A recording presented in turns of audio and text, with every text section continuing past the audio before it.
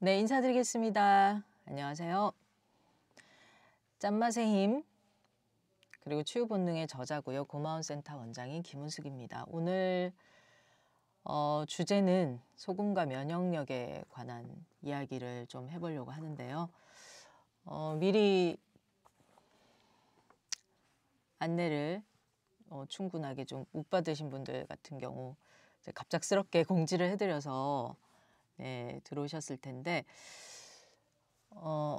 자, 소금에 여러 가지 미덕들이 있지만 그중에서 잘 아시겠지만 가장 중요한 것이 염증을 다스린다는 굉장히 중요한 역할을 하고요. 그리고 우리 몸에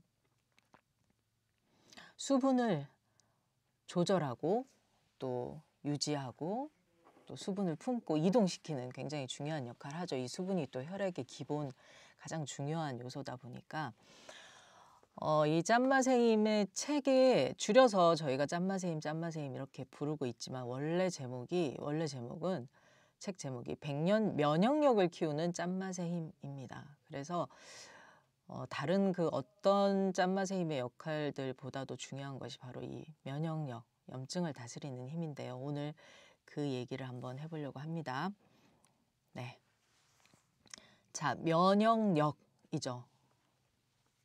뒤에 보시면 힘력자가 붙어 있습니다. 그래서 결국은 힘인데요. 힘, 면역력. 그 힘이라는 것이 결국은 혈액이 가야 하고 또 혈액이 충분해야 되고 필요한 곳에 혈액이 이동해야 되는 해서 그 문제를 해결을 해야 되잖아요. 그래서 굉장히 중요한 면역력의 중요한 핵심 요소가 체온이고 또 이 충분한 혈액 양이고 또 혈액의 순환인데 오늘 그 이야기를 중심으로 좀 얘기를 풀어보려고 하고요. 에너지가 가려면은 결국은 피가 가야 됩니다. 그리고 어딘가에 보내고 싶은데 그 혈액을 가지 못하고 있다. 물리적인 이유, 화학적인 이유, 여러 가지 이유가 있겠죠.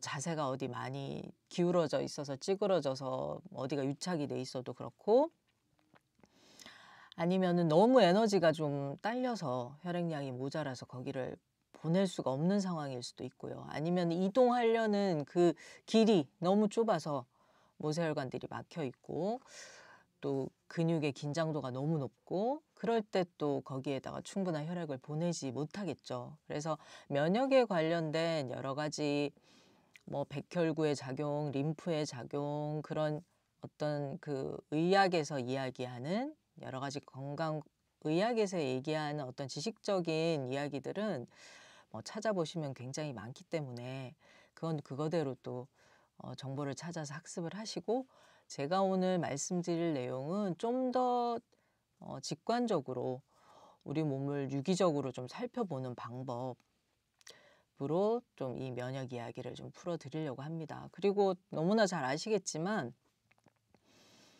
면역에 굉장히 영향을 끼치는 것 중에 굉장히 중요한 게 체온 아까 말씀드린 것처럼 그리고 또 뭐 스트레스 이런 이야기들이 있을 텐데 결국은 외부의 환경 내지는 상황, 물질, 요소 이런 것들과 끊임없이 우리가 적응하고 저항하고 또 뭐 조화를 이루고 조절하면서 살아가야 되는데 그것들을 내가 어떻게 잘 이겨내고 내 안에 있는 유익한 일들을 하는 유익균들 또 미생물들의 힘을 키워서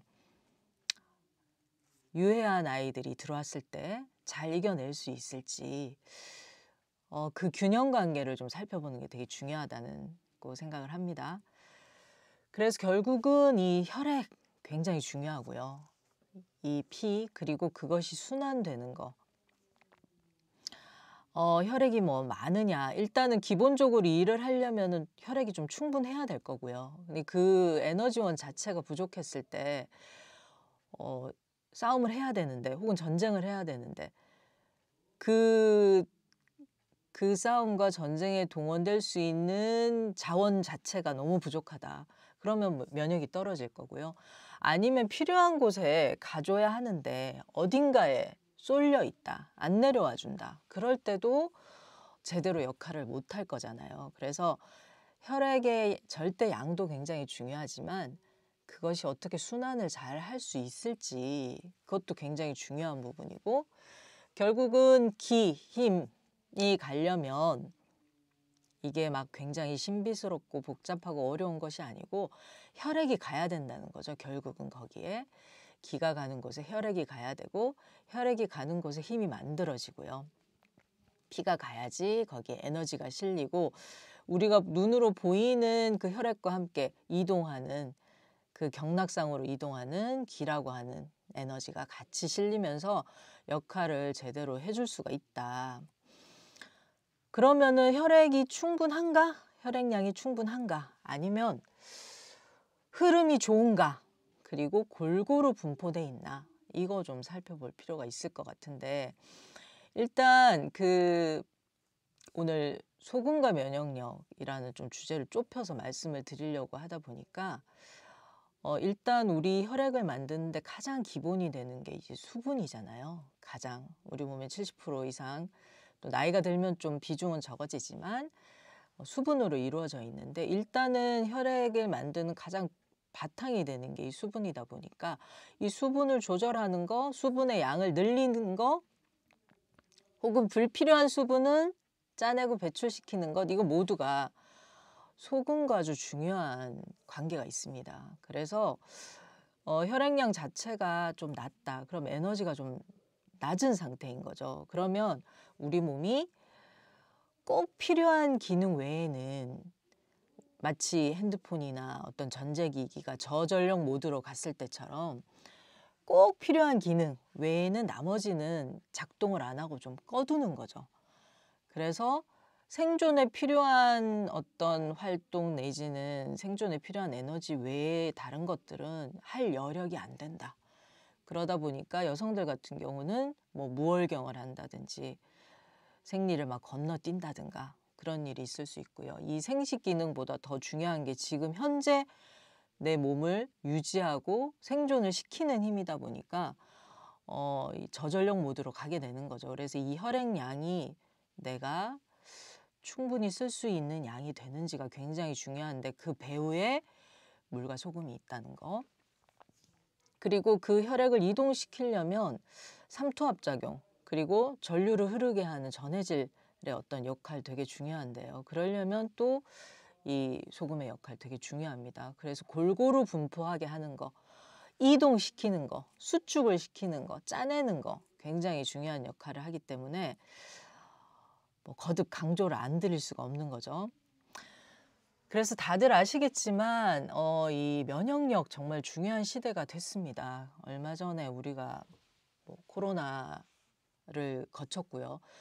또 지금 독감이 유행이고 또 언제 새로운 어떤 감염병이나 뭐 전염병이 생길지 모르는 그런 상황에 계속 이 미생물들도 바이러스들도 진화를 하다 보니까 그러면 새로운 그 바이러스가 나올 때마다 백신을 새로 개발해야 되느냐. 그럼 항상 한 발 늦잖아요. 그 백신은 결국 해결책이 될 수는 없다, 근본적으로. 그래서 우리 안에 있는 면역력 키우는 게 굉장히 중요해졌고 앞으로도 더 중요해질 거고요. 실제 환경오염이나 뭐 여러 가지 그 기후변화나 이런 것들로 인해서 우리가 예전과는 또 다르게 그것을 빼내고 또 해결해야 될 여러 가지 문제들, 물질들이 더 많아져서 앞으로 면역력이 더 중요한 시대가 될 수밖에 없고 그러다 보니 약물이라든지 백신이라든지 이런 방법보다는 우리 안에 있는 실제 면역력과 생명력 이걸 키우는 게 더 중요하다. 그래서 섭생이 훨씬 더 중요해지는 시기가 된 거죠. 그래서 앞으로 병을 고친다든지 뭐 균을 없앤다든지 바이러스를 퇴치한다든지 하는 방식보다는 어떻게 면역력을 기를까? 어떻게 건강을 키울까? 어떻게 건강을 회복하고 증진할까? 이게 굉장히 중요한 세상이 되는 거죠. 앞으로. 지금 뭐 최근에 빈대 이야기도 다시 나오지만 얘가 기존의 살충제에는 이제 전혀 반응을 안 하는 애들이잖아요.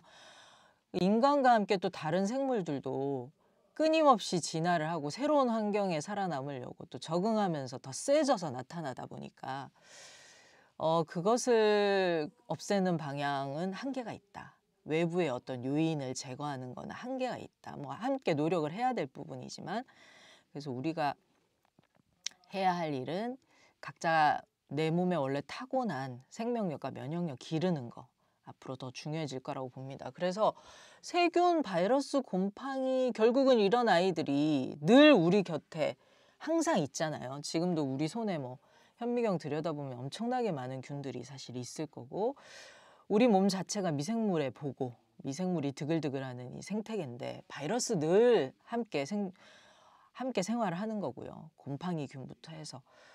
그래서 결국은 이것들을 배출해내고 짜내고 해결하려면, 여기에서 잘 살아남기 위해서는 염증을 어떻게 잘 대처를 할 건지, 이 부분을 꼭 짚고 넘어가야 될 텐데, 염증은 결국 치유작용입니다.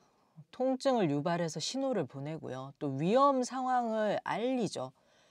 주인에게 이제 적절한 조치를 취해달라는 몸의 신호인데, 보통 이 염증이 생기면 빨리 좀 뭔가를 해결하려고 염증뿐이 아니라 우리 몸에서 일어나는 여러 가지 증상들은 없애야 할 것이 아니라 그거 자체가 신호고요. 그거 자체가 치유 반응입니다. 그래서 어떻게 이걸 받아들이고 이해하고 내가 내 몸이 이 염증 반응과 또 면역 반응이 일어날 때 그 일을 더 잘할 수 있게 도와줄 건지를 생각을 해봐야 되겠죠. 그래서 외부 침입자로부터 보호하는 자연스러운 방어 반응이고 면역 반응이고요. 그 다음에 조직이 손상됐을 때 복구하는 회복 반응이기도 합니다. 이 염증이. 그래서 염증의 방어와 치유, 면역 반응인데, 세포 손상을 유발한 어떤 원인 물질이 들어온다. 외부에서 독소, 미생물, 바이러스, 박테리아 등등 있겠죠. 그래서 그런 아이들이 들어왔을 때 우리 몸을 보호하기 위한 이 방어 반응이 바로 염증 반응인데요. 손상된 조직을 치유하고 또 보호하기 위해서 면역계에 또 신호를 보내는 면역 반응이기도 합니다. 염증이. 제가 이렇게 센터를 뭐 25년 정도 운영하면서 많은 분들을 이렇게 만나서 상담하고 또 이렇게 가이드를 해드리다 보면 그런 얘기 하는 분들이 많으세요. 아, 나는 종합병원이에요. 안 아픈 데가 없어요. 그런 얘기 많이 하시는데, 그런 종합병원이다 안 아픈 데가 없다 하시는 분들이 공통적으로 다 보면 염증, 다양한 염증들에 이제 시달리고 계신 거죠. 뭐 관절염이 있어요. 비염이 있어요. 뭐 피부염이 있어요. 질염이 있어, 방광염이 있어요. 등등등. 가만히 이렇게 들여다보면 결국은 염증 때문에 병원에 가시고, 또 이 염증을 해결하기 위해서 여러 가지 뭐 약을 드신다든지 그런 경우, 특히 아이들 같은 경우 또 성장하면서 열나기도 하고 아플 때가 종종 있잖아요. 근데 그럴 때 보면 아이들이 병원에 가는 대부분의 이유가, 또 열이 나는 상당한 이유가, 대부분의 이유가 또 염증 때문입니다.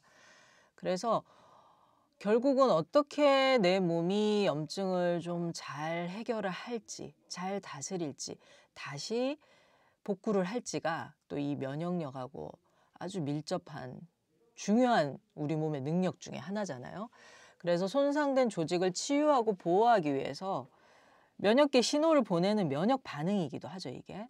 그리고 또 이 손상돼서 생성된 물질이 있잖아요. 세포가 괴사됐다든지 조직이 있으면 그걸 제거하는 치유 반응, 염증 반응이 일어나지 않으면 이게 제거가 잘 안 되는 거죠.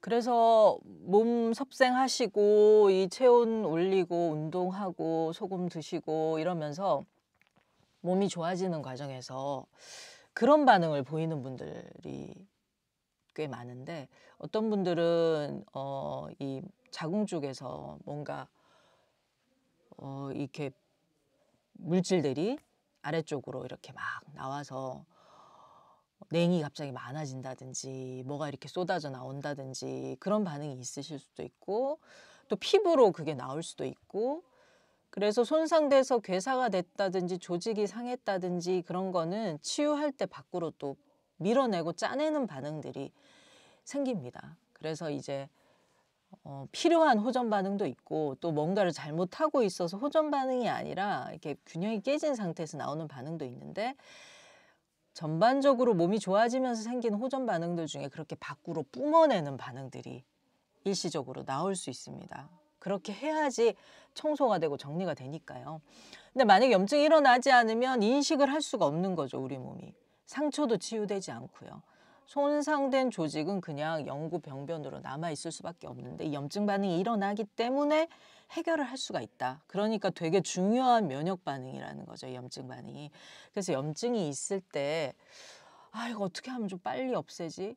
라고 생각하지 마시고 지금 내 몸이 독소, 미생물, 바이러스, 박테리아 혹은 스트레스, 기타 등등의 노폐물 찌꺼기를 지금 해결하고 있구나라고 생각하시고 잘할 수 있도록 그 역할을 잘할 수 있도록 오히려 조건을 만들어주는 거 되게 중요합니다. 언제 주로 염증이 생기냐? 체온이 떨어졌을 때 그리고 어딘가 다치거나 넘어지거나 했을 때도 생길 거고요. 혹은 감염성 질환들이 있을 때 또 독소가 들어왔을 때 나한테 좀 안 맞는 음식을 먹었다든지 과음했다든지 혹은 매연이나 이런 외부의 어떤 환경적인 독소도 있을 거고 그다음에 또 화학물질, 뭐 미세 플라스틱 등등등 여러 가지 독소가 또 있을 거고요. 과식했을 때도 또 이 염증이 생길 수 있습니다. 일단 체온이 그 모든 나의 혈액의 재원들이 위장으로 그걸 해결하기 위해서 몰리다 보니까 그다음에 스트레스 받을 때 또 염증이 많이 생기죠. 스트레스 받는 사건을 떠올리면 체내 염증 수치 20% 증가한다. 왜냐하면 모세혈관이 혈류에 굉장히 민감해서 미국 오하이오 대학교의 어떤 그 연구 결과도 있는데요. 스트레스 받는 사건 자체를 떠올리는 것 자체가 염증 수치가 굉장히 올라가더라. 이런 연구 결과가 있습니다. 그래서 제가 짠맛의 얘기하면서 뭐 여러 가지 늘 강조드리는 것 중에 하나가 이 짠맛의 힘을 통해서 밖으로 배출하고 짜내는 것이 단순하게 물질적인 찌꺼기, 뭐 염증, 노폐물 이런 것들 뿐이 아니라 감정의 찌꺼기, 생각의 찌꺼기, 뭐 후회, 회한 이런 것들도 다 짜내야 한다고 말씀드렸잖아요. 그래서 이게 충분히 안 됐을 때 내 안에서 정화나 해독이 안 됐을 때 그 사건 자체를 떠올리는 것만으로도 염증이 확 생긴다. 그러니까 그걸 감당할 수 있는 몸이 현재 내가 안 된다는 거죠. 자, 면역력이 저하되고 만성염증이 생기는 어떤 몸의 신호들 한번 좀 살펴보면 일단 몸이 무겁다.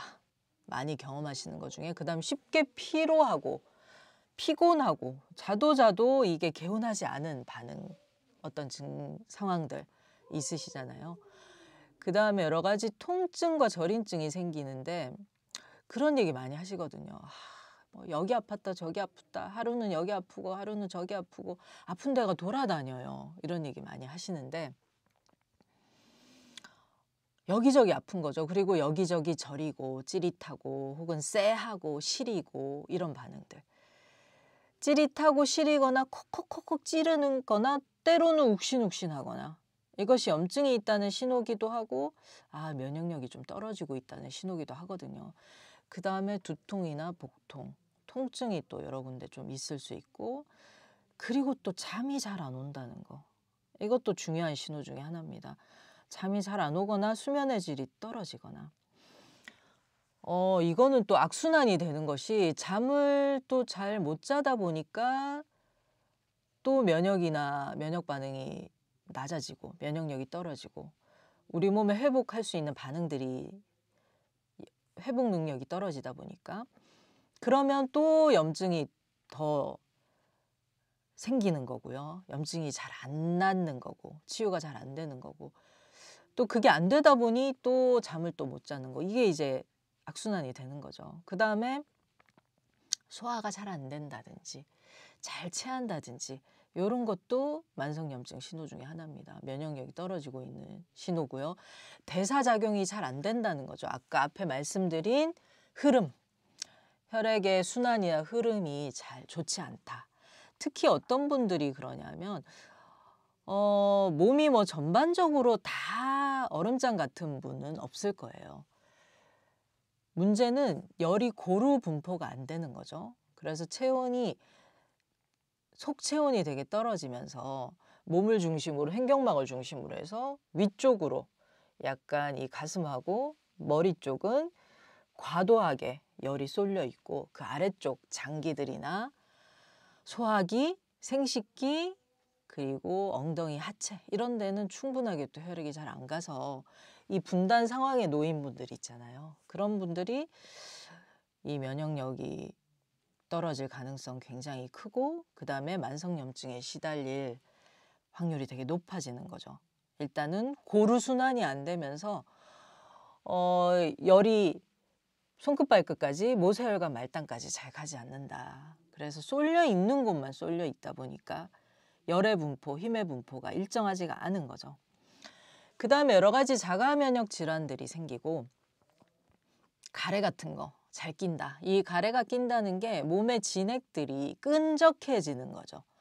그러면은 흐름 자체가 원활하지 않을 거고 그 다음에 체수분이나 체액이 충분하지 않다는 신호기도 하고요. 그 다음 목소리가 계속 좀 가라앉아 있다든가 그리고 또 하나의 어떤 심리적인 이 신호 중에 하나는 면역이 저하되고 또 만성염증이 계속 생길 때 불안 초조 뭔지 모르게 좀 불안한 거죠. 뭘 해서 불안한 무슨 일이 있어서 불안한 게 아니라 안정이 안 된다. 불안 초조하고 그다음에 가만히 있다가 어떤 히스테리 반응도 일어날 수 있고 매사에 예민해진다. 그리고 나도 모르게 욱하는 신경질이나 뭐 짜증 이런 것도 좀 잘 날 수가 있는데 이 모든 게 다 어떻게 보면 나를 보호하기 위한 몸의 자연스러운 반응입니다.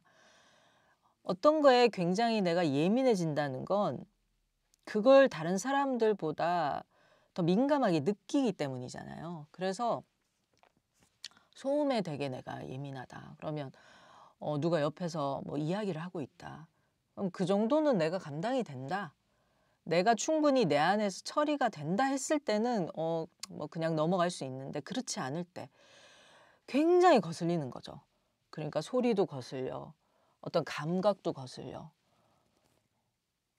그리고 추위, 더위, 기후 이런 데도 되게 예민해지고 그것에 예민하다는 건 그걸 내가 감당할 힘이 현재 내가 없다는 거거든요. 그러니까 빨리 그거에 대해서 자각을 해서 뭔가 조처를 취해야 되기 때문에. 그래서 예민해지고 신경질도 잘 나고 그다음에 순환이 안 되다 보니까 기가 울체돼서 생기는 우울감도 생길 수 있고요. 그리고 에너지가 낮은 상태다 보니까 의욕도 없고 매사에 뭐 하고 싶은 의욕도 없고 의지도 없고 하려고 하면 되게 지치고 그리고 부정적인 생각이 먼저 드는 거. 집중력도 떨어질 수밖에 없고요.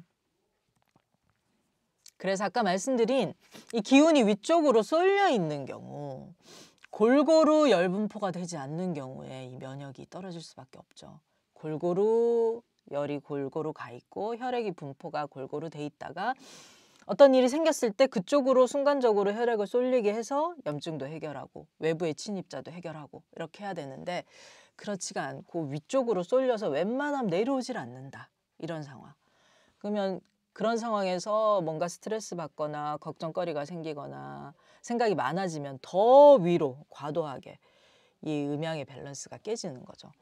그리고 생리 이상, 뭐 질염 이런 것도 자꾸 생기고 방광염 같은 것도 생기고 그리고 만져보시면은 아랫배 그리고 엉덩이나 하체, 발에 냉감이 생길 수도 있습니다. 그리고 어떤 분들은 실제 몸이 따뜻한 건 아닌데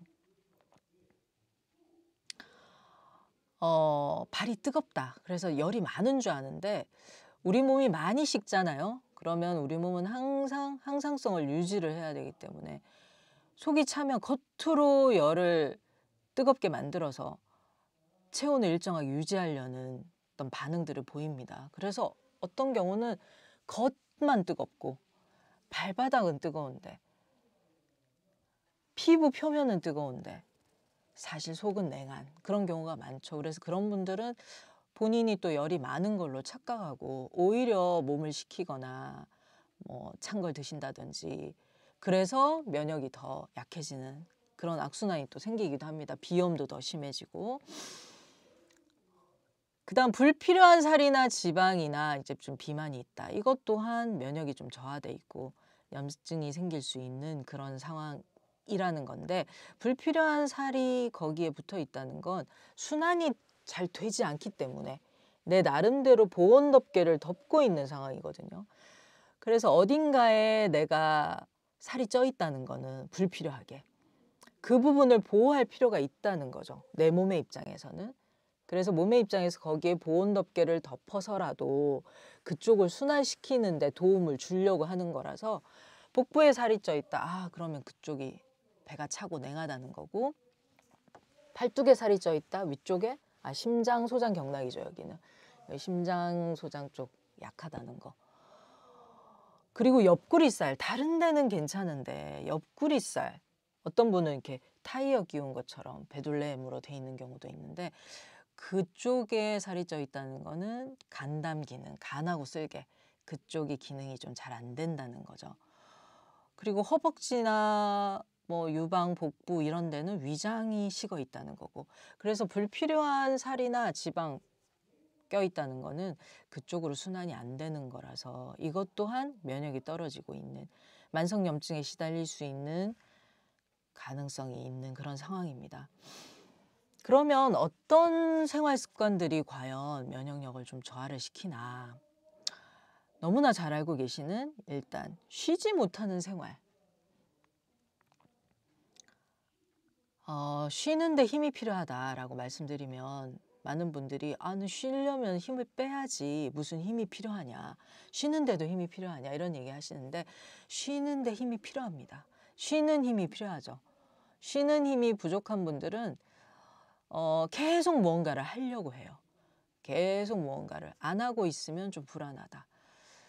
그리고 심지어 이게 어디까지 가냐면 잠자는 동안까지 가는 거죠. 그래서 자는 동안은 생각도 싹 거치고 완전히 긴장을 탁 놓고 만사를 다 내려놓고 다 이렇게 모드 체인지를 해서 잠을 자야 되는데 이 자는 동안도 쉬지를 못하기 때문에 끊임없이 생각이 일어난다든지 불필요하게 각성이 돼서 지나친 긴장으로 인해 가지고 잠을 충분히 못 잔다든지 그래서 수면 부족, 질이 낮은 수면 혹은 불면 이렇게 되고 좀 쉬세요. 이제 좀 뭐 한숨 돌려 해도 잘 안 돼요. 뭔가를 하고 나면 그 다음에 또 뭔가 해야 될 게 또 보이고 또 보이고 이러다 보니까 쉬지 못하는 생활. 내가 쉬려고 해도 내 안에 쉬는 힘이 부족할 때는 쉴 수가 없는 거죠. 그래서 이게 반복이 된다. 그러면 자, 우리가 쓰고 나면 반드시 청소를 하고 다시 닦아내는 시간이 필요하잖아요. 회복하는 시간이 필요하잖아요. 근데 계속 쓰기만 한다? 이건 마치 낮이 계속 되는 거죠. 밤이 있어야 또 낮이 찬란할 수 있는 거고 깊은 밤이 있어야지 환한 낮에 일도 하고 활동을 할 수 있는데 이 밤이라는 게 없다 그러면 사람이 버텨낼 수가 없는 거죠. 그래서 고문 중에서 잠 안 재우는 고문도 있잖아요. 오죽하면. 그래서 음양이 균형이 깨진 거. 일을 했으면 쉬고 쉬었으면 일하고 이게 어떤 밸런스가 맞아서 리듬이 잘 맞아야 되는데 계속 몸을 굴리고 있다? 당연히 면역력 떨어지겠죠. 그래서 만성염증을 유발할 수 있는 그런 상황이다. 그러면 쉬려면 어떻게 해야 되냐? 쉬는 힘 만들어주시면 됩니다. 쉬는 힘을 만들어주는 건 제가 뭐 다른 영상에서도 많이 말씀드렸는데 쉴 수 있는 힘을 만들어주는 영양이 필요해요. 실제로 쉬는 힘을 만들어주는 쉬게 하는 신맛. 그리고 몸에 기름을 쳐서 좀 뻑뻑한 거 좀 풀어주는 고소한 맛.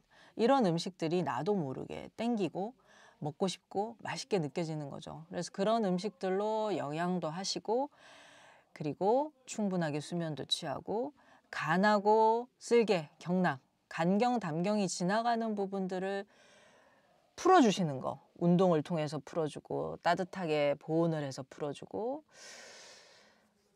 그래서 이 쉬는 힘을 만들어주시는 거 되게 중요합니다. 쉬지 못하는 생활 있고요. 그 다음 몸을 차게 하는 거 이것도 면역을 떨어뜨리는 대표적인 것들인데요.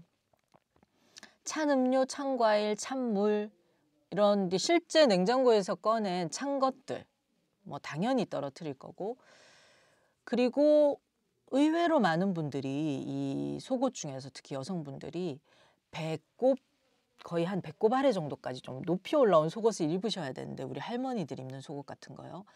그런 거 잘 안 입으시죠.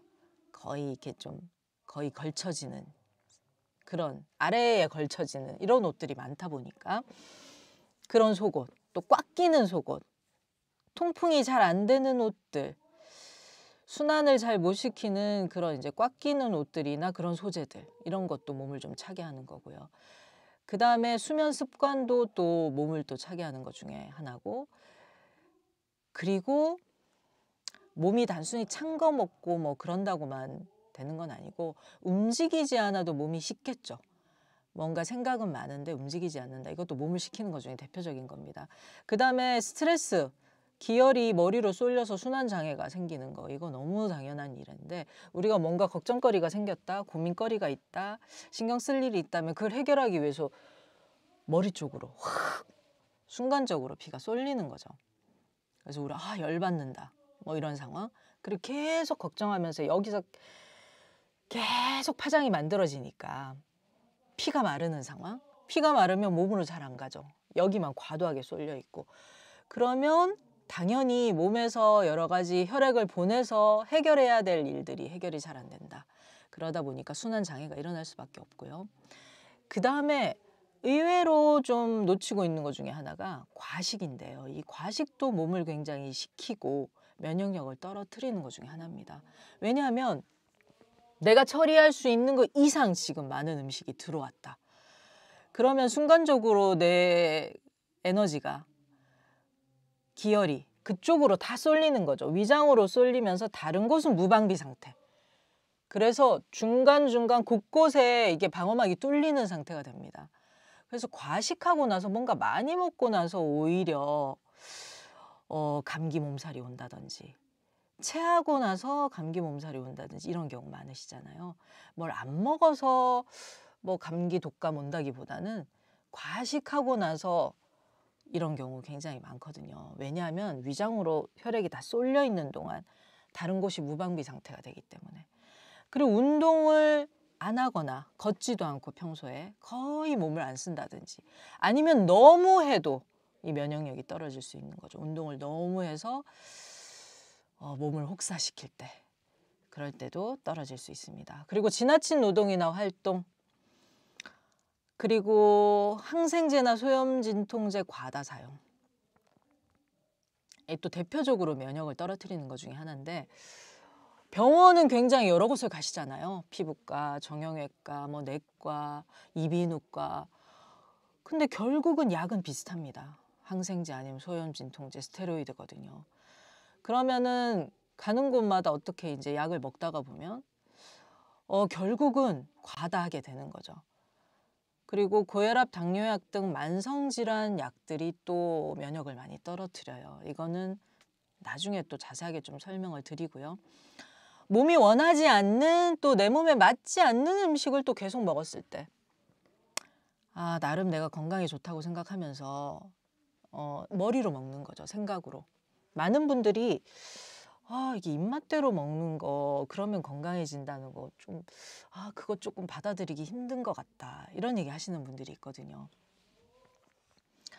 그냥 먹고 싶은 거 입맛대로 먹으면 오히려 몸이 안 좋아지는 거 아니에요? 그냥 건강에 좋은 거, 몸에 좋은 거 먹어야 되는 거 아니에요? 라고 얘기 많이 하시는데 이 몸에 좋다, 건강에 좋다, 면역에 좋다라고 하는 것이 모두에게 해당되는 게 아니라는 거죠. 그 면역에 좋은 음식이라는 것이 따로 있는가? 그렇게 따진다면 사실 모든 음식은 어떻게 보면 면역에 좋은 음식이죠. 면역력을 높이는 음식. 또 한편으로는 그 음식이 나의 면역을 떨어뜨릴 수도 있는 거고 그렇기 때문에 몸이 원하는 음식이 혀에서만 이 입맛이라는 게 혀에서 느끼고 끝나는 게 아니기 때문에 사실은 나의 장이 원하고 내 몸이 원하고 세포가 원하는 거거든요. 아, 그러면 단 거 땡기면 막 설탕 퍼먹어도 돼요? 뭐 이런 얘기 하시는데, 자, 단맛이 땡기면 설탕이 떠오르기보다는 단맛이 들어가 있는 구체적인 음식들이 떠오르겠죠. 짠맛이 필요하다 몸이. 그러면 소금 자체를 떠올리기보다는 소금이 들어가 있는 여러 가지 뭐 고기, 뭐 제육볶음, 돼지갈비 혹은 젓갈, 피자, 라면, 치킨, 이렇게 구체적으로 내가 경험한 것 중에서 짠맛이 필요한 소금이 들어가 있는 음식들을 떠올립니다. 그러면 그것들을 한도 끝도 없이 먹어야 되느냐? 그게 아니라 아, 이게 짠맛을 원하는 몸의 신호구나를 이해하시고 양질의 짠맛으로 채우시라는 거죠. 그러니까 단맛도 마찬가지. 그 단맛을 내는 것 중에는 여러 가지 것들이 있죠. 그 안에서 질적인 차이는 되게 크기 때문에. 그러면 어떻게 질적으로 이걸 채워줄 건가를 몸의 신호를 읽고 그 부분을 채워주시라는 거지. 그걸 그러면 설탕을 계속 퍼먹어야 되느냐? 같은 단맛 안에도 질적인 차이가 있다. 마스코바도와 정제설탕과 뭐 유기농 설탕과 혹은 조청과 꿀, 각각이 다른 역할을 하기 때문에. 자, 그래서 몸이 원하는 맛, 입맛을 잘 살리셔서 결국 몸이 원하는 걸 드셔야 되는 거 되게 중요합니다. 그렇게 했을 때 과식도 안 하게 되고요. 지금 내 몸이 현재 필요로 하는 것들을 채워주기 때문에 내 몸이 그 일을 잘 할 수 있도록, 내 몸이 면역 반응, 면역의 역할을 잘 할 수 있도록 도와줄 수 있기 때문에 몸이 원하는 것에 항상 열어두시고 뭘 원하는지 몸에게 물어보시고 그 필요한 걸 드셔줘야죠. 남들이 좋다고 하는 면역식품이라고 막 사서 많이 드시고 이거 면역력 좋아진대. 그게 나한테는 해당되지 않을 수 있기 때문에. 자, 그리고 저염, 무염을 계속 하신 분들 당연히 면역력 떨어집니다. 염증에 대한 이 저항할 수 있는 힘이 떨어질 수밖에 없고요. 소금이 하는 굉장히 중요한 역할 뭐 여러 가지 있죠. 항균, 그리고 부패를 막고 그다음 발효를 시키고요. 그래서 외부에 균이 있다, 무언가 바이러스가 있다. 특히 이 소금물에서 살아남는 균 거의 드물죠. 아주 드물게 그 짠물, 소금물에서도 살아있는 뭐 어떤 균들이 있긴 하지만 아주 드물고요. 대부분은 다 소멸이 됩니다. 그래서 저염이나 무염 오래 하신 분들은 일단 몸의 혈액량도 좀 부족해지지만 염증이 들어왔을 때 좀 무방비 상태가 되는 거죠. 그래서 내가 뭔가 염증 반응이 내 몸에 염증이 있다든지 좀 내가 면역이 떨어져서 여러 가지 감기라든지 독감이라든지 이런 게 계속 생긴다 혹은 알레르기 반응이 생긴다 그럴 때는 평소보다 소금량을 더 늘려서 이 면역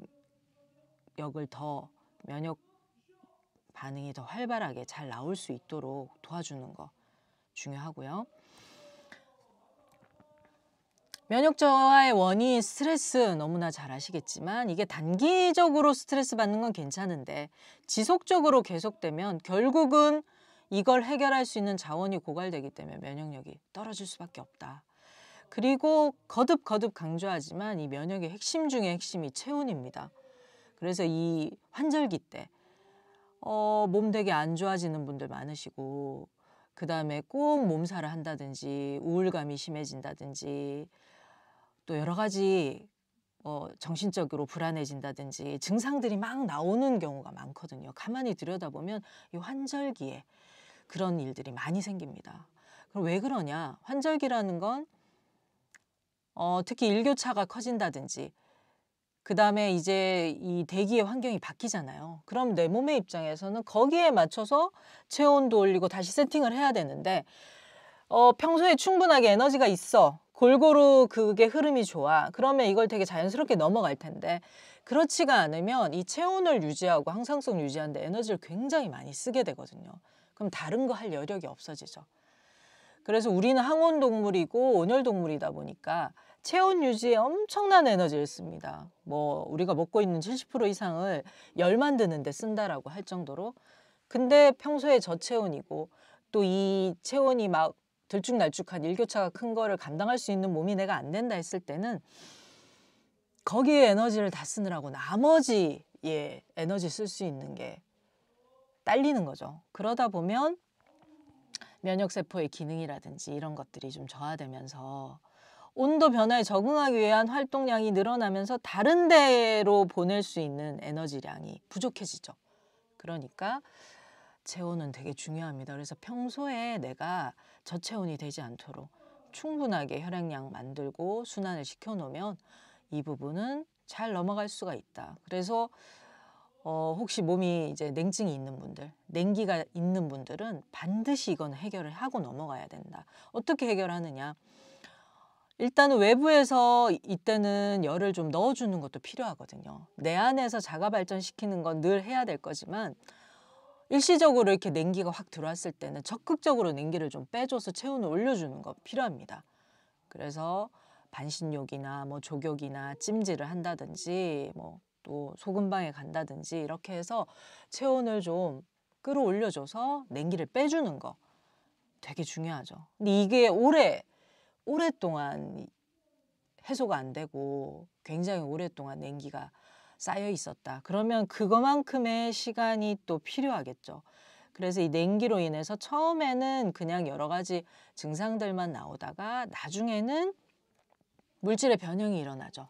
물질의 변형이 바로 근종, 물혹, 여러 가지 종양들, 그 다음에 이제 몸에 물때가 껴서 생기는 밖으로 밀어내는 여러 가지 염증 반응들, 어디가 딱딱해지고 굳고 막히고 하는 것들, 물질의 변형까지 일어나기 때문에 거기까지 가지 않도록 체온 유지 중요하고요. 그리고 유해물질 많습니다. 우리가 뭐 어떤 인큐베이터처럼 그렇게 멸균 상태에서 살지 않기 때문에 앞으로 이런 것들은 더 많아질 거고요. 새로운 어떤 문명의 이기로 인해서 새로운 것들이 많이 나오면서 그로 인한 유해 물질들 더 많이 나오겠죠. 그리고 뭐 전자파부터 시작해서 방사능부터 시작해서 이전에 자연 인류가 경험하지 못한 어떤 유해 물질들과 우리는 또 한판 또 싸움을 해야 되는데 그러려면 잘 빼낼 수 있는 힘이 정말 중요합니다. 잘 짜내는 힘, 정화시키고 노폐물을 배출시키는 거. 일단은 이런 유해 물질들을 최소한으로 줄이는 거, 순환을 시키면서 이 전체 생태계를 살리는 방향으로 인류가 다 같이 고민을 해야겠지만 한편으로는 불가피하게 나올 수 있는 여러 가지 새로운 유해 물질들이 나오는 거죠. 그래서 그것들을 일일이 다 없애고 대응할 수는 없기 때문에 그러면 어떻게 이걸 잘 빼낼 수 있을까를 우리는 또 내 몸을 진화시켜 가야 되겠지, 여기에 맞춰서. 그래서 이것들을 해결할 수 있는 거 뭐 꽃가루, 한절기, 미세먼지 이런 거부터 미세 플라스틱, 방사능 이런 거부터 여기에서 이 면역세포가 유해물질하고 싸우는 과정에서 활성산소 굉장히 많이 생긴다. 그리고 이게 또 면역세포를 공격한다. 뭐 이런 얘기를 하는데 잘 빼내고 잘 짜내게 되면 이런 부분들이 훨씬 덜해지는 거. 체력 소모도 훨씬 덜하고요. 그리고 이걸 한꺼번에 짜내려고 하지 마시고 그때그때 매일매일 짜낼 수 있도록 짠맛의 힘을 우리 몸 안에 충분히 들이셔서 잘 활용하시는 거 중요합니다. 노폐물, 찌꺼기, 중금속 많아질 거고요. 미세 플라스틱 뭐 곳곳에 있을 거고. 그래서 지금 신생아에게서도 이 미세 플라스틱이 나와서 와 이거 심각하다 이런 얘기 많이 하는데 노폐물과 찌꺼기, 중금속, 미세 플라스틱, 뭐 방사능 등등등 이런 것들과 함께 또 아까 말씀드린 물질적인 것과 함께 물질적이지 않은 것, 잡생각, 후회, 과거, 집착 이런 것들도 좀 짜내야 된다. 그래서 배출하고 정화하고 해독하는 힘이 점점 더 중요한 세상이 오고 있습니다. 뭘 먹을까 보다 그것도 굉장히 중요하지만 어떻게 짜낼까, 어떻게 배출하고 정화하고 해독할지 이것도 굉장히 중요한 세상이 되고요. 거기에서 굉장히 핵심적인 역할을 하는 두 가지가 바로 이 짠맛의 힘인 소금과 체온. 중요하죠. 우리 몸의 분비물 모두 짠맛입니다. 피와 땀, 눈물, 콧물. 그러니까 잘 짜낼 수 있도록 이런 분비물들이 나올 때는 적극적으로 배출을 해주셔야죠. 근데 못 나오게, 콧물 안 나오게, 땀 안 나오게, 그래서 이제 땀이 또 안 나오게 뭔가 이렇게 지지고 신경을 자르는 수술을 한다든지, 혹은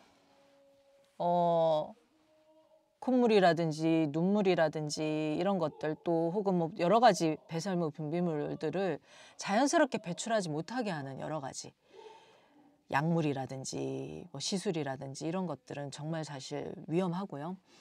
그리고 하고 싶어도 잘 할 수 없는 상황인 분들이 많습니다. 어떤 상황이냐? 내 안에 충분한 짠맛의 힘이 부족하다. 내 안에 충분한 염분과 수분이 부족하다. 그럴 때는 짜내고 싶어도 짜낼 수가 없는 거죠. 흐를 수도 없고, 고여 있다 보면 결국은 썩고 괴사되고 이제 문제가 생길 수밖에 없는 건데, 그래서 염증이 있을 때 가만히 들여다봤더니 이 감염 부위에 소금이 축적이 되더라.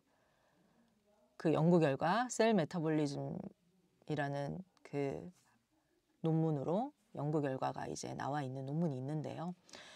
그 감염된 부위로 소금을 보내서 침입자를 물리치게 한다는 거죠. 그래서 자신을 방어하기 위해서 면역세포에게 소금을 공급하더라. 이런 연구 결과가 있습니다. 그래서 내가 염증이 있고 뭔가 면역이 떨어졌다 싶을 때는 평소보다 좀 더 이 염분량을 좀 늘려주시는 거, 잘 챙겨주시는 거 잊지 말고요. 잊지 마시고, 그 다음에 알레르기 반응들 여러 가지가 있는데, 위생가설이라고 들어보신 분들도 있을 텐데, 환경이 너무 깨끗하면 오히려 면역 불균형이 일어나더라. 그래서 알레르기 같은 질병이 유발되고, 주위 환경에 적응하면서 스스로 학습하면서 면역이 형성되고, 특히 아이들 같은 경우는 더 그렇죠. 그래서 아이들 환경에서 뭐 흙도 못 만지게 하고 모래도 못 만지게 하고 막 다 너무 깔끔 하다 보면 오히려 알레르기 반응, 알러지 반응이 더 많이 생긴다는 이야기고, 그런 것들과 환경에 적응하면서 자연스럽게 나도 적을 알아야지 나를 알고, 또 거기에 어떻게 대처를 할지 자연스러운 면역 형성이 되고 힘이 생기잖아요. 그래서 너무 깨끗한 거 오히려 면역 불균형이다. 그리고 또 하나는 이 살균제, 세정제 너무 많이 쓰는 거. 이것도 알레르기와 면역을 좀 떨어뜨리는 것 중에 하나인데, 우리가 코로나 거치면서 손을 씻는 거는 중요는 한데, 이게 너무 강력한 그 살균제로 손을 씻다 보니까 이 손에 허물 벗겨진 분들도 많고, 또 이 살균제, 세정제의 문제로 여러 가지 또 면역이 떨어져서 생기는 많은 문제들이 있는 거죠. 그리고 또 과다한 항생제를 또 많이 쓰다 보면 건강한 미생물이나 유익균이 또 파괴가 되니까요. 그래서 좀 적당히 지저분한 것, 그게 오히려 면역을 높이는 데 도움이 된다는 거고요. 자, 그럼 알레르기 질환이라고 하는 것들 비염, 천식 쭉쭉 있는데요. 아토피, 피부염, 두드러기, 식품 알레르기, 약물 알레르기 등등 있잖아요. 아, 이거는 답도 없더라. 결국은 현대의학에서 이 알레르기를 바라보는 거는, 알레르기라는 것 자체가 뜻이 원인 모름이다 보니까 원인을 모르는데 뭐 답을 찾을 수가 없는 거죠. 그래서 대부분의 이 알레르기 질환들의 치료는 대증요법, 증상 억제제입니다. 그래서 근본적으로 뭐 비염을 해결한다든지 천식 해결하거나 아토피 피부를 좋게 한다든지 하는 건 아니고, 스테로이드나 뭐 항히스타민제 같은 걸 써서 증상이 안 나오게 눌러놓는 것들이죠. 그러면 우리 몸이 하는 일들은, 모든 반응들, 증상들은 이유가 있습니다. 심심해서 하는 거 하나도 없죠. 그러면 그 증상들의 이유와 원인을 해결해서 자연스럽게 이 반응들이 안 나오게 해야 되는데, 이거 원인도 알 수 없고 그냥 증상을 안 나오게 혹은 좀 완화시켜서 마치 아무 일도 없는 것처럼 눌러놓는 거, 그거는 답이 아닌 거죠. 자, 이 비염에 관한 거 제가 그 유튜브 영상에 또 따로 비염 종류 나눠서 좀 설명드린 영상이 있고요. 그다음 천식, 또 마찬가지인데 이것도 기침 종류에 따른 그 해법 영상이 있습니다. 한번 참고해 주시면 좋겠고 아토피 피부염 건성 같은 경우도 피부 자체를 튼튼하게 하려면 결국은 이 피부는 우리 안에 있는 장기, 장부의 반영이잖아요. 그래서 어떻게 이 내장의 상태, 장부의 균형 관계를 좀 튼튼하게 할까? 이게 포인트여야 될 텐데 어떤 보습을 한다라든지 겉으로 무언가를 바르고 혹은 겉에서 무언가를 해서 이 피부를 반응을 안 나오게 하거나 좀 완화시키는 건 큰 의미가 없다는 거죠, 결국은.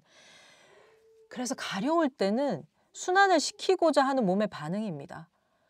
긁을 수밖에 없어요. 근데 이걸 또 못 끌게 막 다 손을 싸놓고 하다 보니까 사실 더 힘들어지는 거고. 그렇게 해서라도 배출을 해내는 거죠. 내 안에서 충분히 노폐물이나 또 여러 가지 뭐 냉기든 이물질이든 이런 것들을 내 안에서 다 해독하고 충분히 해결이 된다. 굳이 피부로 밀어낼 이유가 없는데 그게 충분히 안 됐을 때 밖으로 밀어내는 거죠. 이 피부 반응 다 밀어내는 거. 그리고 콧물로 밀어내고 바깥으로 가래로 밀어내고 이 염증 반응들을 일으켜서. 그래서 이런 것들을 못 나오게 한다. 뭐 다 코팅 시켜가지고 혹은 막아버리고 그러면 결국은 병이 깊어지면서 뿌리로 가게 되는데 그 뿌리에 해당되는 게 우리 몸에서는 장기에 해당이 되는 거죠. 장부. 그래서 폐렴으로 가고 간으로 가고 콩팥으로 가고 이렇게 병이 점점 더 커지는 건데 지금 말씀드린 비염, 천식, 아토피 같은 경우는 오히려 어떻게 보면 다행이다. 자연스러운 면역 반응이 일어나고 있다고 할 수 있기 때문에 이걸 무조건 증상을 없애려고 하지 마시고 근본적인 원인을 해결해 주셔야 되는데요. 그러려면 일단 여기에 말씀드린 이 앞에서 쭉 말씀드렸지만 면역의 핵심이 체온이잖아요. 그래서 낮은 체온을 올리는 거 되게 중요하고 잘 짜낼 수 있는 몸을 만들어주는 거 중요하죠. 그래서 충분한 짠맛의 힘, 소금과 또 이 짠맛의 힘을 줄 수 있는 여러 가지 음식들 잘 챙기셔서 내 몸이 이것들을 잘 밖으로 배출할 수 있도록 해주는 거 중요합니다.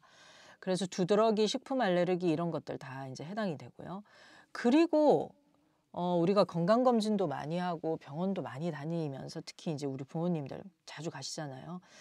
거기에서 쓰는 약물 알레르기도 꽤 여러 가지 문제를 일으키는데 항생제, 소염제, 그리고 조영제 이런 것들 엑스레이 찍는다, CT, MRI 찍는다 이렇게 했을 때 쓰이는 여러 가지 조영제들도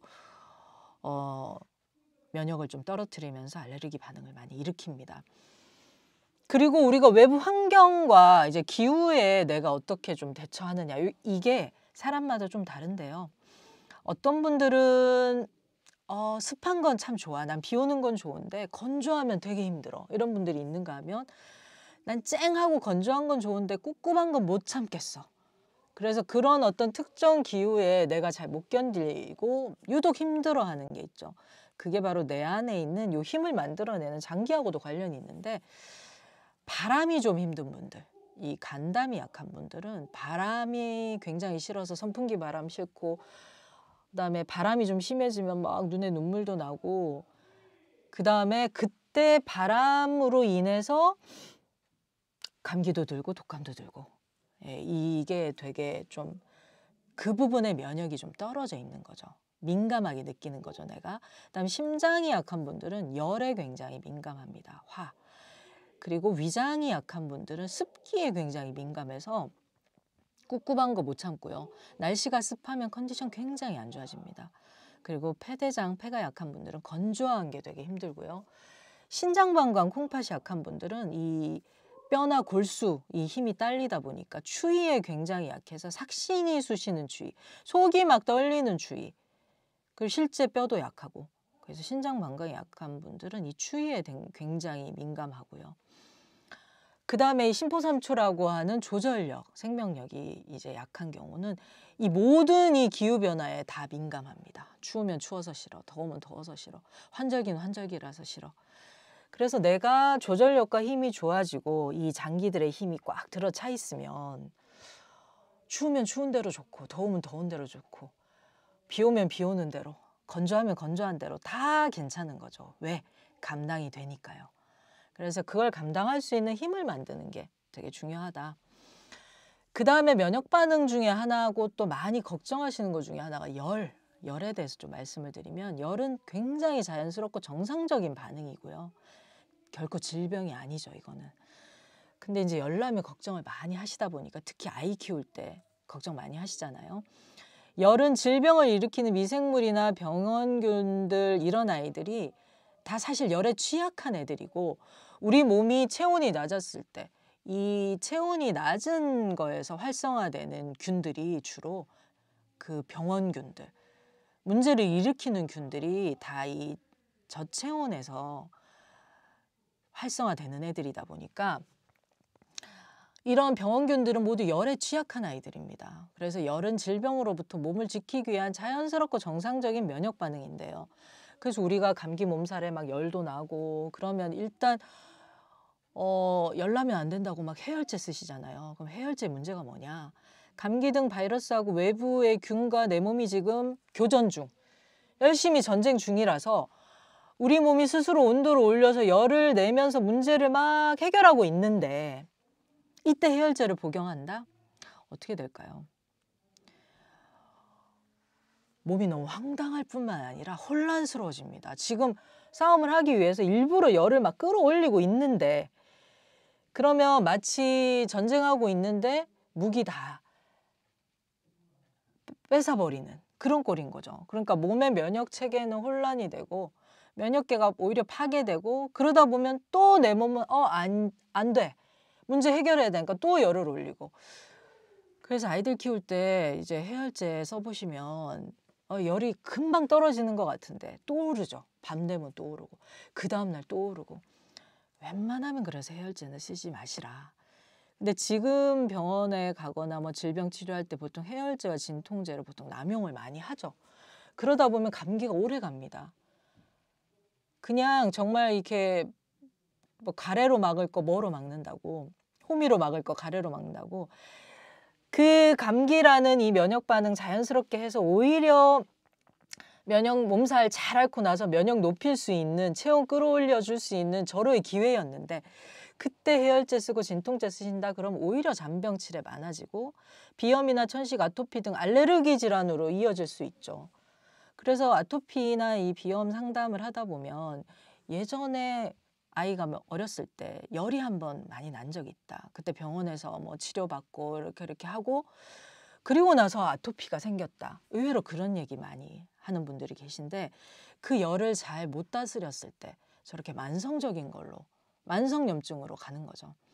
몸은 면역이 혼란되고 이게 간 독성이나 신장 독성으로 쌓일 수도 있습니다. 그리고 이 해열제 중에서 우리 그 코로나 때 이 얘기 많이 들었던 것 중에 하나인데요. 두 가지 계열이 있잖아요. 아세트아미노펜하고 이브프로펜 계열. 근데 이걸 교차 복용하면서 해열제를 쓰는데 안 다스려지니까 두 가지를 같이 쓰는 이런 경우가 있는데 이게 미국 소아과학회에서는 절대 하지 말라고 권장하지 않는 방법 중에 하나고요. 특히 이 타이레놀 같은 경우에 간 독성이 있어서 과다 복용으로 사망한 사람 한 2,500여 명이 된다고 하는데요. 10여 년간. 그래서 FDA에서 판매 허용을 규제했고 근데 이 타이레놀 만드는 곳이 여러분들이 많이 들어보신 존슨앤존슨 제약회사인데 여기에서 광고하고 로비를 하도 많이 해가지고 결국은 실패했죠. 그래서 판매를 하고 있다. 그래서 웬만하면 소염 진통제 해열제는 드시지 마라. 그래서 어른들 드시는 판콜 A 이런 거 있잖아요. 그것도 드시면 그걸 이렇게 무슨 예방 차원에서 막 드시고 이런 분들도 계신데 절대 안 된다. 면역체계 혼란 옵니다. 면역력의 핵심 체온인데요. 혈액순환 장애가 오면 일단 혈관이 수축되죠. 자, 몸이 식으면 몸이 냉하다는 거는 이게 수축이 되는 거고 따뜻해지면 풀어지면서 퍼지죠. 그래서 이 수축이 되면은 거기로 영양소, 산소, 물, 백혈구, 면역물질 이동을 해야 되는데 이 혈액 안에 들어있잖아요. 충분히 이동할 수가 없어요. 그러니까 흐름이 중단이 되겠죠. 혈액순환장애. 그래서 체온은 굉장히 중요하다. 몸이 식고 냉기가 들어오는 거는 굉장히 위험한 것 중에 하나입니다. 체온 1도 떨어지면 기초대사 12% 떨어지고 면역이 30% 떨어진다는 얘기 있고 체온 1도 올라가면 면역력이 5배 증가한다. 뭐 이런 이야기도 이런 설도 있는데요. 몇 배가 증가하는지 정확히 알 수는 없지만 어쨌든 이 체온 1도 올라가고 떨어지는 건 굉장히 중요하다. 그래서 이게 의외로 체온 1도 올리고 떨어지는 게 1도 올리는 게 생각처럼 쉽지가 않습니다. 이게 해보면요. 그래서 저희가 이제 섭생법 여러 가지 알려드리고 함께 실천하고 안내해드리고 이런 과정에서 오히려 영양을 하고 운동하는 거는 뭐 영양이 제일 쉽고 운동은 그 다음으로 쉬운데 의외로 이 낮아진 체온을 끌어올리는 거, 체온을 다시 끌어올리는 냉증을 해결하는 게 생각보다 어렵습니다. 왜냐하면 그동안 그 정도 체온이 떨어져 있는 정도가 됐다는 건 시간이 꽤 지났다는 거고 내 몸이 그냥 일시적으로 잠깐 뭐 열나고 떨어지고 이런 거 말고요. 항상성을 유지하기 위한 그 체온을 일정하게 유지하는 그 체온이 1도 정도가 내가 떨어져 있다. 이때는 우리가 보통 36도, 6.5도, 37도 이 정도를 가장 좋은 상태라고 얘기하는데 체온이 한 33.5도, 35.5도 정도 된다. 그러면 배설 장애가 생긴다. 그리고 35도 된다. 그러면 암세포가 활성화된다고 얘기하죠. 그래서 암세포는 열을 싫어합니다. 끊임없이 뛰고 있는 심장, 가장 따뜻한 장기인 심장은 그래서 암이 생길 수가 없는 거죠. 그래서 이 면역력의 핵심이 체온이다 보니까 뭔가를 먹어서 면역을 높이는 거 중요하지만 우리 몸의 체온을 유지하고 운동을 통해서 걷기를 통해서 체온을 끌어올리는 거, 내가 자가 발전을 시키는 거 중요합니다.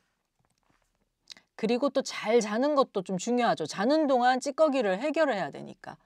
자는 동안 무슨 일이 일어나냐. 이 뇌세포 사이 공간이 벌어지면서 일단 뇌에 쌓인 노폐물이 배출이 되고요. 그 다음에 몸으로 하는 활동 익히고 기억하는 것도 있고 그리고 몸에서 독소를 배출하고 자는 동안 염증이 치유가 된다고 하죠. 근데 이게 숙면이 안 되면 혈액이 탁해지고 만성염증에 시달리게 되고 상처를 재생을 하고 아이들은 성장을 하게 되고요.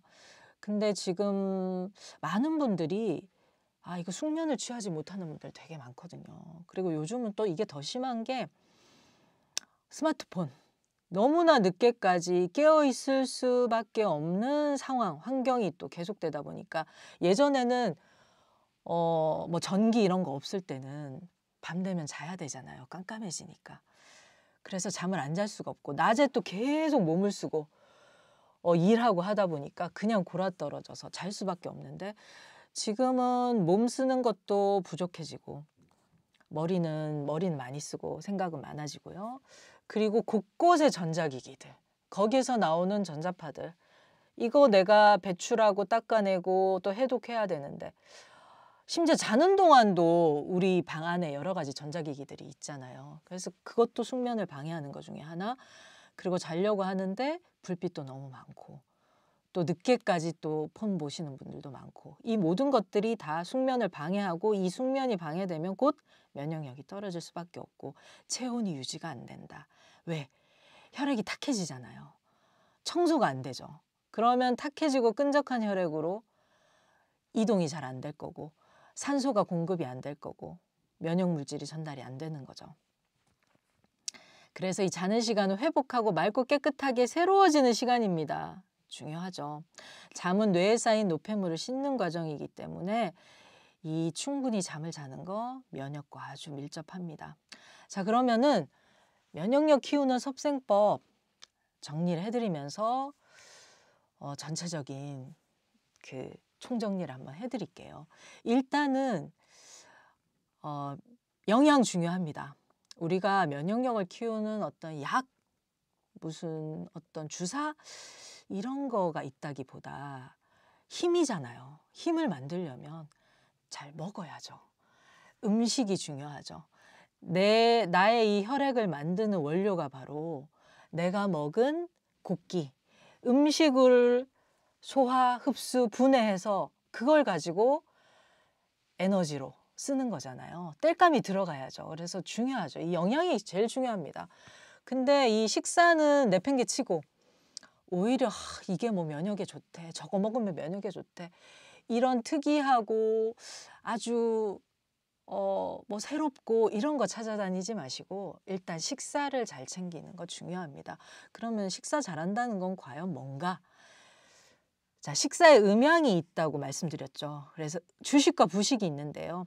우리 선조들은 이걸 굉장히 구분해서 식사를 했습니다. 그래서 주식에 해당되는 거는 곡식이죠. 주식이 뭐냐? 삼시세끼, 두끼, 1년 계속 먹을 수 있는 거. 평생을 먹을 수 있는 거. 먹으면서 베이스를 깔아주는 건데요. 곡식이죠. 그래서 기운 기자 할 때 기 아시잖아요. 그 글자의 그 가운데 딱 밑에 들어있는 게 곡식 미자. 쌀 미자, 곡식 미자입니다. 결국은 이 곡기로 우리가 힘을 만든다는 거거든요. 곡식 하나의 우주, 그리고 이 곡식은 생명력이 응축이 돼 있어요. 그래서 뭐 한두 달 키우고 이렇게 수확을 해서 쓸 수 있는 게 아니라 봄, 여름, 가을, 겨울 계절이 다 지나야지만 이 씨앗이 열매가 맺히고 우리가 수확을 할 수 있거든요. 그래서 그 안에 그런 자연의 기운이 응축이 돼 있는 거죠. 그래서 잘만 이 곡식을 잘 저장했다가 이듬해 뿌리면 다시 거기서 싹이 날 정도로 생명력이 응축이 돼 있고 자체적으로 어디에 뭔가 치우쳐져 있지 않기 때문에 늘 드셔도 괜찮은, 무리가 없는 음식입니다. 근데 의외로 요즘 막 탄수화물 안 좋다 그래가지고 아예 밥도 안 드시고 곡기를 안 챙기는 분들이 계신데 그러지 마시고 한 끼 이상은 꼭 잡곡, 통곡물, 곡식들 잘 균형 있게 잘 채우셔가지고 흰 쌀밥 같은 경우는 그중에서 한 가지만 채울 수 있겠지만 뭐 보리도 넣고 귀리도 넣고 콩도 넣고 이렇게 곡기를 좀 잘 채우셔서 한 끼는 이 곡식으로 영양하는 거 중요합니다. 그래서 그 영양소 분석을 해보면 뭐 비타민, 무기질, 미네랄, 온갖 영양분들이 사실은 그 안에 다 들어있거든요. 근데 내가 이걸 일일이 하나하나 비타민 B, 뭐 D 이런 거 다 챙겨서 드시려면 그냥 생각으로는 영양이 풍부한 것 같은데 그렇게 하나하나 추출된 걸 드시면 결국 구멍이 생길 수밖에 없어요. 근데 이렇게 원물의 형태, 그 안에 여러 가지가 가득 담겨 있는 곡식 같은 경우는 내가 생각지도 못했던 영양소들까지 충분히 섭취를 할 수가 있기 때문에 꼭 한 끼 이상은 곡식으로, 잡곡으로 식사를 하시는 거 중요합니다. 그래서 우리가 그 보름, 정월 대보름에 식사를 해보시면 흰 쌀밥 먹을 때하고 잡곡밥 먹을 때 우리가 이 하얀 쌀밥 같은 경우는 반찬이 많이 필요한데 잡곡밥 같은 경우는 반찬 그렇게 많이 필요하지 않고 많은 양을 안 먹었는데도 굉장히 배가 빨리 안 꺼지고 든든하거든요.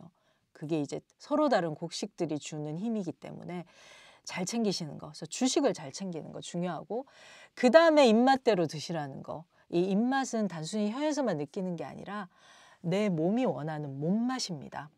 그리고 많이 들어보셨겠지만 이 면역 물질의 상당수, 어떤 경우 80%, 어떤 경우 90%라고 하는데 그게 어디서 나오는지 들어보셨죠? 장에서 분비된다고 하죠. 그래서 이 입맛이라는 거는 결국 나의 장, 세포가 원하는 맛이거든요. 그래서 잘 감각하셔야지 잘 살 수 있습니다. 그리고 건강을 회복하고 증진할 수 있기 때문에 그래서 이 입맛을 잘 살리시려면 그 베이스가 되는 곡기를 잘 챙겨주시면 입맛이 또 살아나거든요. 근데 몸이 정말 안 좋으면 먹고 싶은 것도 없고 뭐 먹어야 될지 하나도 입맛도 없고 그래서 입맛이 좀 살아나면 아 이제 좋아지는구나 하시잖아요. 그래서 감각을 평소에 내가 몸이 원하는 게 어떤 건지 몸의 소리를 좀 잘 들으시고 몸이 원하는 맛, 아 이게 세포가 원하는 거고 나의 장이 원하는 거구나 생각하시고 잘 채워주시는 거 중요합니다. 그리고 그 안에서는 질적인 차이가 있다 그랬죠. 소금도 다 똑같은 소금은 아니듯이 설탕도 다 똑같은 설탕은 아니듯이 그 안에서는 충분히 질적으로 좋은 걸 섭취를 해주시면 애매하게 과식할 필요가 없다. 네, 그래서 입맛을 발견하는 거 중요하고요. 그 다음에 물과 소금 중요합니다. 노폐물 찌꺼기 짜내고 닦아내는 거. 뭘 먹느냐보다 어떻게 배출할지 해독기 중요한 시대가 됐고요. 앞으로는 이게 더 중요할 거고요. 그래서 평소에 물하고 소금 좀 잘 챙기시는데 얼마나 먹어야 돼요? 이게 더 먹어야 돼요? 말아야 돼요? 이런 얘기를 유튜브 댓글에 많이 달아주시는데 얼마나 먹어야 돼요는 정말 답해드리기 힘들죠. 왜냐하면 그분이 어떤 분인지 모르고요. 제가 어떤 상황인지, 현재 다른 식사는 어떻게 하고 계신지, 뭐 약은 드시는지 등등등 알 수 있는 정보가 거의 없는데 지금 증상 한두 가지만 얘기하시고 아니 병명 하나 적어 놓으시고 더 먹어야 돼요, 말아야 돼요 얘기하시면은 참 대답하기 곤란하다. 얼마나 먹어야 되는지는 다릅니다. 각자 다릅니다. 아, 그래도 대충 있지 않냐, 대충이라도 얘기해달라. 일단은 그 음식에 간을 잘하는 것부터 하시고요. 그리고 따뜻하게 해서 소금차 한두 잔부터 시작하는 것부터 해보시면서 양 조절하시면 될 것 같고, 어떨 때는 소금량보다 물이 더 많아야 할 때도 있고 어떨 때는 물량보다 소금량이 많아야 될 때도 있습니다. 그래서 그건 드시면서 좀 조절하시면 좋을 것 같고, 어쨌든 평소에 잘 섭취를 해주셔야지 쓰레기를 쌓아놓지 않죠. 노폐물을 쌓아놓지 않죠. 그래서 쓰레기, 탁기, 냉기, 노폐물을 차곡차곡 어딘가는 쌓아놔야 되잖아요. 그래서 그 어딘가에 쌓아놓으려고 내가 만들어 놓은 곳이 있죠. 내 몸에. 밖으로 배출이 안 되면. 그게 바로 덩어리죠. 종양 같은 거죠. 그게 암이죠. 그러니까 한꺼번에 모아놨다가 막 한 큐에 어떻게 하려고 하지 마시고 그때그때 청소하시는 거. 그래서 매일매일 섭생을 잘 하시고 매일 운동하고 매일 따뜻하게 해주는 거, 매일 걸어주는 거 중요합니다. 그리고 운동은 기혈순환의 핵심이죠. 그리고 운동을 했을 때 이 만들어진 에너지가 열 에너지로 바뀝니다. 그래서 많은 분들이 꼭 뭐 걸어야 되나요? 얼마나 걸어야 되나요? 이런 얘기 많이 하시는데 걷기야말로 정말 자가 발전할 수 있는 가장 확실한 방법이고요. 걸어서 만든 에너지, 내가 내 몸을 돌려서 발전기를 돌려서 만들어낸 에너지이기 때문에 쉽게 없어지지 않죠. 그래서 걷기 되게 중요하고 열고름 분포 갈 수 있도록 걷기, 그 다음에 척추의 힘 만드는 거 중요하고요. 그 다음에 지난 시간 또 저번에 계속 말씀드렸지만 호흡은 반드시 코로 하셔야 되고 이 코 호흡이 되고 그 다음에 호흡을 내가 조절할 수 있을 때, 호흡이 깊어질 때 스트레스에 강해지고 멘탈이 관리가 됩니다. 그래서 호흡은 굉장히 중요하고요. 그 다음에 우리 몸에서 이 면역 반응이 하고자 하는 게 결국은 뭔가? 항상성 유지죠. 외부의 어떤 균이라든지 침입자들을 물리쳐서 내 안의 생태계의 항상성을 유지하기 위한 거기 때문에 그 항상성 유지에 굉장히 중요한 핵심이 체온 유지이기 때문에요. 체온만이라도 잘 유지되고 있으면 거기에 쓸 에너지를 다른 데 쓸 수가 있죠. 그래서 저체온이 되면 에너지를 체온 유지에 다 쓰기 때문에 염증, 그리고 면역 떨어지고 각종 염증에 시달리게 됩니다. 그래서 중요합니다. 그래서 저희가 소금방 같이 이렇게 좀 냉기를 빼고 체온을 끌어올릴 수 있는 이런 것들을 계속 이렇게 시설도 만들어서 하시게 하고 알려드리고 하는 이유가 면역의 핵심이기 때문에 굉장히 중요해서. 그리고 생각처럼 빨리 안 빠져요. 저게 냉기가.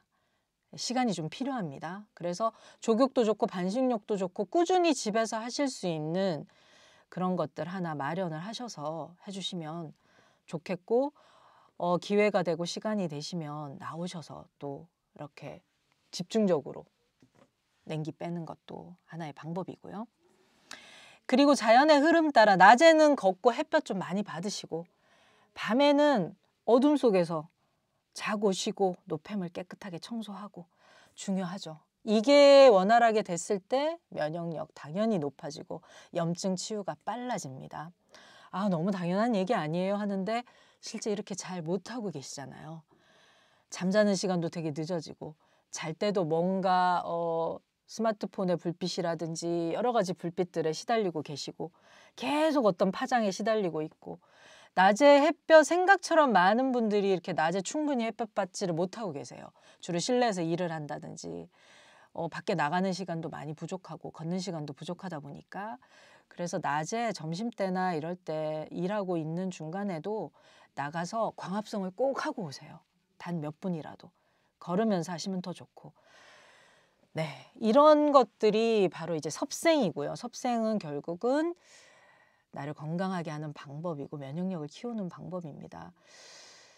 그래서 이 섭생, 우리 선조들은 이 섭생과 양생법 중요하게 여겼죠. 그래서 다른 공부들보다 뭐 글 공부 이런 거보다 훨씬 더 먼저 해야 되는 게 몸 공부다. 내가 내 몸 알고 다스리는 게 가장 중요한 공부라고 봤기 때문에 선비들이 먼저 하는 공부였죠.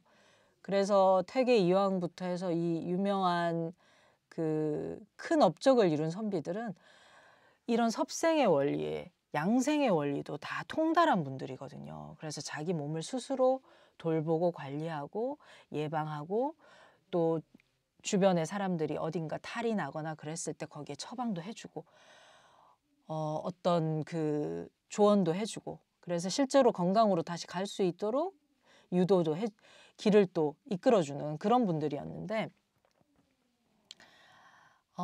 건강에 대한 지식 많아도 새로운 지식이 나옵니다. 그럼 내가 이전에 막 알고 인터넷 찾았고 또 전문가 나와서 얘기 들었던 거 아니네 그거? 그렇게 되거든요. 그래서 유통기한이 짧은 그런 지식에 내 건강을 맡기지 마시고 몸의 지혜를 깨우셔야죠. 직관을 깨우시고. 그래서 저희가 이런 것들을 좀 알려드리고 싶어서 저희 센터에서 프로그램 진행하고 있습니다. 아는 분들 아시겠지만 치유본능 회복 2주 프로그램 진행하고 있는데요. 다음 주에 또 진행을 합니다. 그래서 관심 있었는데 좀 못하셨던 분들은 오늘 신청하시면 좋을 것 같고요. 결국은 이 면역력은 누가 키워주는 거 아니고 어떤 방법, 정답이 누구에게나 통용되는 어떤 정답이 있는 것이 아니고 내가 끊임없이 내 몸을 이해하고 힘의 밸런스를 맞춰가고 또 그리고 이 힘을 키우셔서 외부의 어떤 침입자들, 균들, 유해 물질이 들어오더라도 내가 이겨낼 수 있고 짜낼 수 있는 힘을 키우는 거. 그게 가장 중요하겠죠. 그러면 내가 나를 알아야 하는 거죠. 그래서 다른 공부들보다 이 몸 공부, 섭생법 공부는 꼭 하셨으면 좋겠습니다. 그래서 여러분들의 치유 본능을 깨워서 이제 건강 잘 이루시기를 바라면서 결국은 이 치유 본능이 면역력인 거죠. 그래서 제 책 중에서 짠맛의 힘 읽으셨는데 아직 이 치유 본능은 못 읽어보신 분들은 한번 참고하시면 좋을 것 같고요. 제목이 치유 본능 생명력인데 내 안의 생명력을 키우는 직관의 건강법이라는 이름으로 소제목을 달고 있습니다. 저희가 바라보는 건강은 병을 고치는 게 아니라 건강해지면 병이 사라진다는 관점인 거죠. 그래서 병을 바라보시면 끊임없이 새로운 세균, 병균, 그 병소 그거에 집착을 해야 되고 그러면은 그 바이러스나 균이나 곰팡이나 미생물들은 끊임없이 진화하면서 또 살아남을 수 있도록 그들의 생명력이 또 커지는 거죠. 거기에 우리가 어떤 물질로 대항을 한다고 했을 때 그러면 얘들은 그냥 두시고 내 안에 있는 밸런스, 내 안에 있는 힘, 생명력과 면역력을 키우는 게 핵심이다. 그래서 건강해지면 자연스럽게 병은 사라지고 혹은 병이 생겼다고 해도 회복하실 수 있는 힘이 좋아집니다. 그래서 생명력 치유 본능 키우실 수 있기를 바라면서 자, 오늘 방송은 여기서 마무리할 텐데요. 자, 질문